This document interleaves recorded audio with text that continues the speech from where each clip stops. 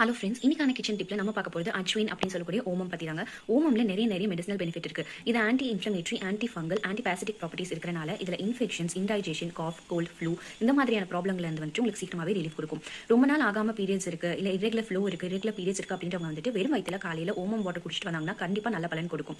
ரொம்ப கொலஸ்ட்ரால் அதிகமா இருக்கு, ஃபேட்டி லிவர்ஸ் இருக்கு அப்படின்றவங்க வந்துட்டு தொடர்ந்து ஓமம் எடுத்துட்டு வந்தாங்க அப்படின்னாக்கா கண்டிப்பா ஃபேட்டி லிவர்ஸ் கண்ட்ரோல் ஆயிட்டு உடம்பும் நல்லா இழைச்சி கொடுக்கும். வீட்டில் யாருக்காவது கோல்டு காஃப் இருந்து ரொம்பவே வந்துட்டு மூக்கு அடைச்சிருக்கு அப்படின்னாக்கா கொஞ்சோண்டு ஓமம் வறுத்து ஒரு துணியில முடிச்சு வச்சு அதை முகந்து பார்த்துட்டு வந்தாங்கன்னா சீக்கிரமாவே மூக்கடைப்புல இருந்து ரிலீஃப் கிடைக்கும்.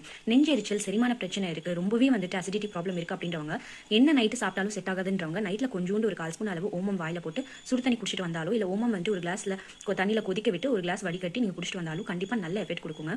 ஓமம்ல வந்துட்டு இன்னமும் நிறைய மெடிசனல் பெனிஃபிட்ஸ் இருக்கு. அதே போல ஃபைல்ஸ் ப்ராப்ளம் இருக்கிறவங்க பிரெக்னென்ட் லேடிஸ் வந்து ஓமம் டோட்டலா அவாய்ட் பண்ணிக்கோங்க. ஏன்னா இது ரொம்ப உடம்புக்கு சூடானது. அதனால தான் கோல்ட் அண்ட் காஃப் டைம்ஸ்ல இது அதிகமா யூஸ் பண்ணிக்குவாங்க. மேலும் இதே மாதிரி இன்ஃபர்மேஷன்